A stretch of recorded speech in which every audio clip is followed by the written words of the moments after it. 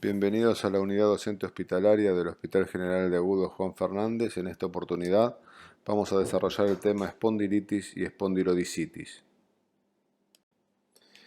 Iniciamos con un caso clínico, paciente de 56 años de edad, con único antecedente infecciones urinarias a repetición, consulta por dolor lumbar de 2 meses de evolución.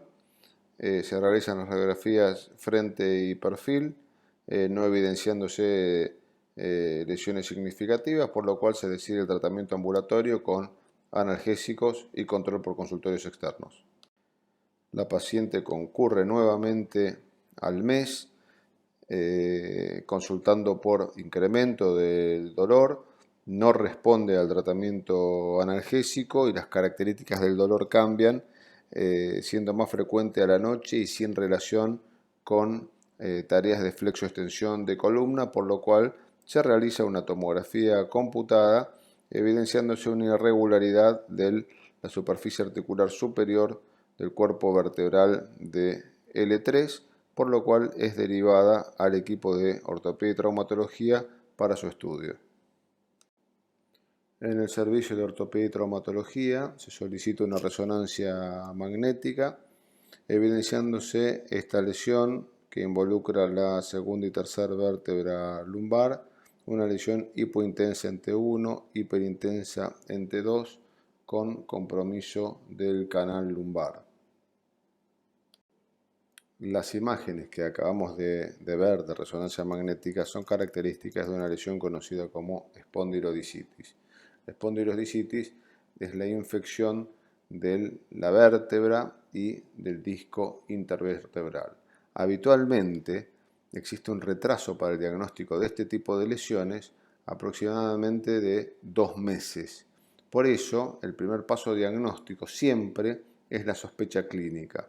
Y para la misma hay que considerar las manifestaciones clínicas, la epidemiología, los antecedentes del paciente, ciertos factores predisponentes y las localizaciones anatómicas más frecuentes. Tenemos que conocer que este tipo de patología tiene una distribución etaria bimodal, frecuente a los 7 años y a los 50 años, y esto está relacionado con las distintas características de irrigación que tienen los discos intervertebrales. Como manifestación clínica, el dolor es el síntoma más frecuente, pero bueno, habitualmente la consulta por lumbalgia es una consulta muy frecuente en cualquier consultorio de clínica médica y de traumatología. Solo la mitad de los pacientes presentan fiebre a predominio nocturno, acompañada en algunos casos con síntomas constitucionales. El déficit neurológico es muy poco frecuente en patología ya avanzada. Con respecto también al dolor, podemos decir que es un dolor que en algunas ocasiones no se relaciona a situaciones de carga de la columna toracolumbar, o sea, no se relaciona con el mecanismo de flexión o extensión de la columna.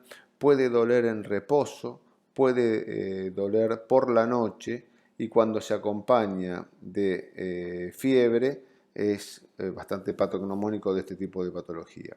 ¿Qué población está en riesgo? Aquellos inmunocomprometidos, los pacientes en condiciones sociales adversas y drogadicción endovenosa. Quiere decir, aquellos pacientes que tienen mayor predisposición a una infección.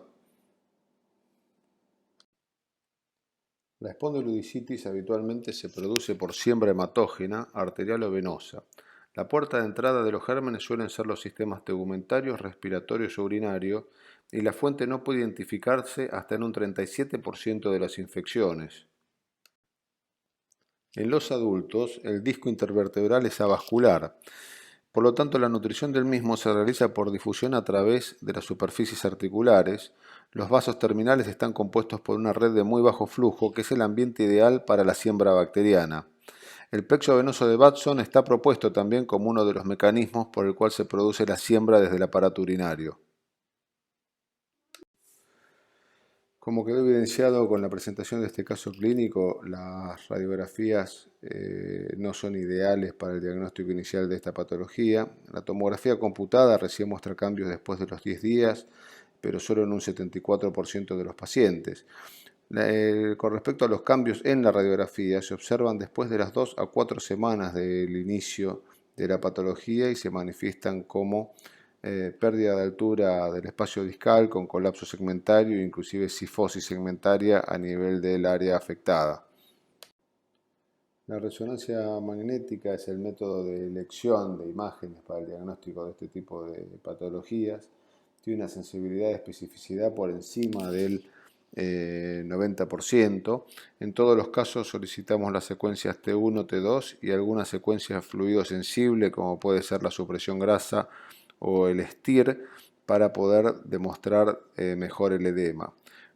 Como característica, la imagen de resonancia de una espondilodicitis es hipointensa en T1 con hiperintensidad en T2 y refuerzo con gadolinio o en secuencias de STIR o supresión grasa.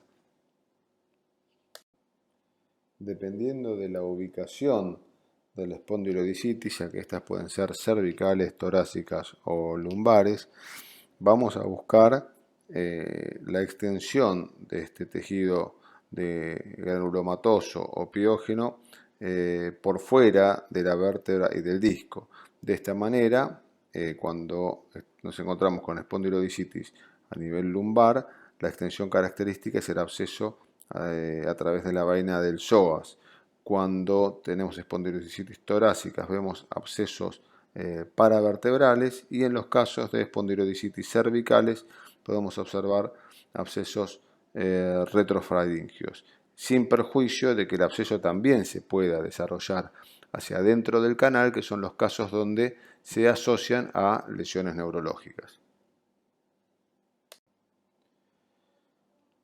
Según la causa de espondilodicitis, podemos clasificarlas en espondilodicitis piógenas, cuando estas están producidas por bacterias, o espondilodicitis de tipo granulomatosa. La espondilodicitis granulomatosa, la causa más frecuente era aquella asociada al Mycobacterium tuberculosis, lo que se conocía como mal de Pot, pero estas pueden ser causadas también por hongos como el Coccidioides, el Aspergillus, o también por gérmenes como la Brucella. La característica de este tipo de lesiones es una lesión caseosa, a diferencia de las lesiones piógenas. Como diagnóstico diferencial o como características diferenciales respecto a la espondilodicitis piógena, esta se da mucho más frecuentemente en inmunosuprimidos, tiene una alta tasa de lesión neurológica que va del 10 hasta el 47% de los casos, tiende a preservar el disco intervertebral, siendo más frecuente afectada la vértebra, y es más frecuente en el tórax. Y cabe destacar que el aislamiento muchas veces es más difícil. El aislamiento de hongos es positivo solo en un 50% de los casos, y el aislamiento del Mycobacterium tuberculosis tiene una metodología específica.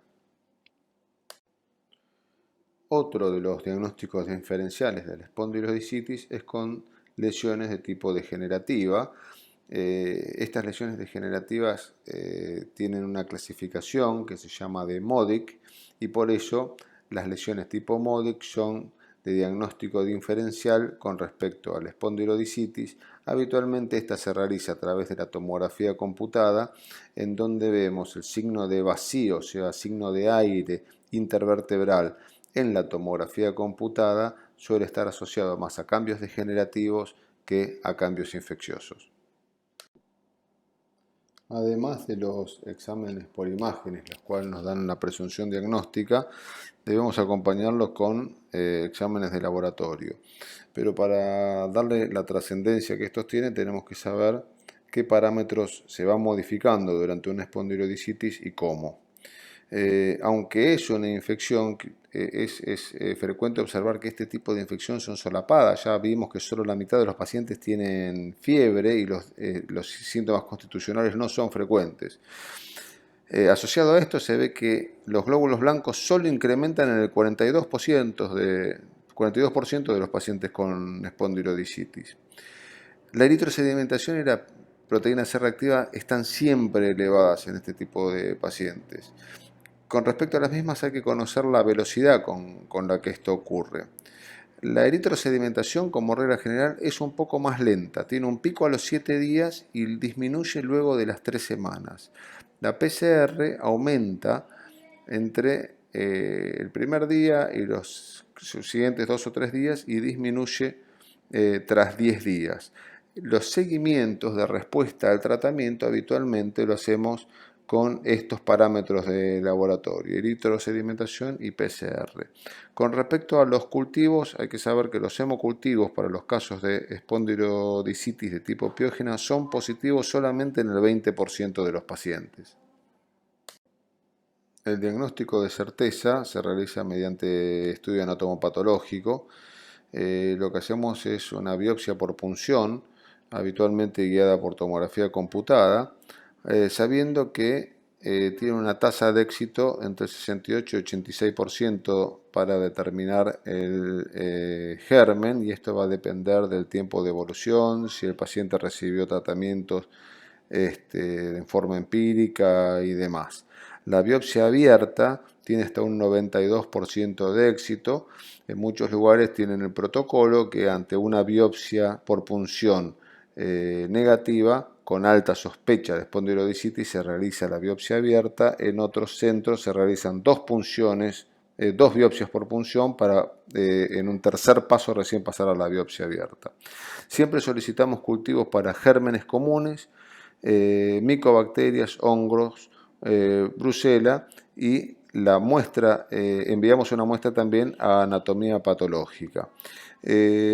Aunque antes se extendían las lecturas hasta una semana, hoy estamos extendiendo las lecturas de los cultivos hasta 10 días para evitar los falsos negativos producidos por bacterias y gérmenes de crecimiento lento. Respecto a la etiología de estos cuadros, con respecto a la espondilodicitis piógena, vemos que los gram positivos con el Staphylo aureus se llevan la mayoría de los casos con un 65% de los mismos, y los gram negativos un 20% de los aislamientos de cultivo. Con respecto a las espondilodicitis de tipo granulomatosa, el Mycobacterium tuberculosis en nuestro medio es el más frecuente. Respecto al tratamiento, como reglas generales, se hace con antibióticos por vía parenteral durante mínimo 6 semanas antes de pasar a la vía oral en las espondilodicitis de tipo piógena. Esto obviamente depende, se modifica según el paciente, según el germen y las características de sensibilidad en el antibiograma. Se ha demostrado que aquellos tratamientos de menos de 4 semanas tienen unas tasas de recidiva por encima del 25%, por eso de estos tiempos mínimos de tratamiento, y hay antibióticos que son más efectivos respecto al resto, y esto va a depender de la carga del mismo. El disco tiene carga negativa y necesita de un antibiótico con carga positiva para ser efectivo, como son la vancomicina, la gentamicina, la tobramicina, clindamicina, teicoplanina, etc.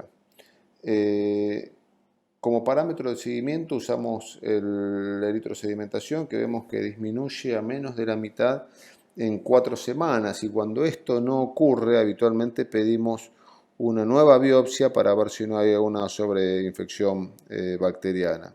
El tratamiento del mal de poto, de la tuberculosis, es el tratamiento específico, y utilizamos ortesis en aquellas situaciones donde debamos controlar deformidad y también para tratamiento del dolor. En esta diapositiva reforzamos un poquitito lo que es el seguimiento, como dijimos anteriormente. El tratamiento en mínimo 6 semanas y se continúa luego por vía oral. La eritrosedimentación como seguimiento, esperando un descenso dentro de las primeras 4 semanas, y en caso contrario se repite la biopsia. Y los antibióticos efectivos para tratar afecciones que comprometen el disco intervertebral. Respecto a la indicación quirúrgica. Punto número 1, para obtener muestras para cultivo. Recordemos que en los pacientes con diagnóstico presuntivo, con imagen compatible de espondilodicitis y una biopsia por punción negativa, se debe realizar una biopsia abierta, que es un procedimiento quirúrgico, y remitir ese material a cultivo y anatomía patológica. Aquella espondilodicitis que no responde al tratamiento médico, cuando tenemos pacientes que a pesar de estar con tratamiento antibiótico no responden, en esos casos se utiliza la intervención para limpiar el foco de infección y además remitir esas muestras a cultivos para ver si no hay sobreinfección bacteriana. En el caso de drenaje de abscesos que causan déficit neurológico o sepsis, antiguamente todo absceso se drenaba, actualmente estas conductas se fueron modificando, pero en aquellos abscesos que comprometen gran parte del canal, que causan algún tipo de déficit neurológico o que desestabilizan al paciente y donde sabemos que el tratamiento antibiótico no va a ser tan efectivo, realizamos la remoción del foco de manera abierta. Y también para prevención de deformidad o deterioro óseo estructural, esta muchas veces se da en aquellos pacientes con espondilodicitis agresivas, donde vemos un gran colapso del disco y colapso vertebral que genera una cifosis importante, en donde hacemos instrumentaciones como para tratar de preservar el contorno sagital normal del paciente, evitando la inestabilidad, el dolor consecuente que esto puede llegar a traer y el potencial déficit neurológico que puede traer esa inestabilidad. Algunos ejemplos en donde vemos lesiones abscedadas con abordajes de tipo abierto y lo que estamos usando actualmente con nuestros colegas de cirugía general. Utilizamos mucho los drenajes percutáneos de los abscesos paravertebrales y los abscesos del psoas. Bueno, para finalizar, hablemos un poco del pronóstico de este tipo de patología. Hay un riesgo de recidiva del 2 al 5% después de 6 semanas de tratamiento parenteral. Como habíamos dicho, puede ascender hasta el 25% cuando el tratamiento es menor a 4 semanas. Se presenta una mortalidad del 2 al 12% dependiendo de las comorbilidades del paciente. Hay un aumento vinculado a la edad, el estatus inmunológico y la infección con Staphylococcus aureus. Respecto a este tema, me gustaría aclarar que en aquellos pacientes con este tipo de germen hay un riesgo de endocarditis infecciosa hasta el 31% de los casos, que elevan las tasas de mortalidad de estos pacientes. Respecto al déficit neurológico, si hay lesión medular o si hay lesión cérvico-torácica, tiene mucho mejor pronóstico con la descompresión quirúrgica. Cuando el déficit es radicular, predominantemente en lesiones lumbares, el pronóstico es similar tanto por tratamiento quirúrgico o solo con antibiótico terapia.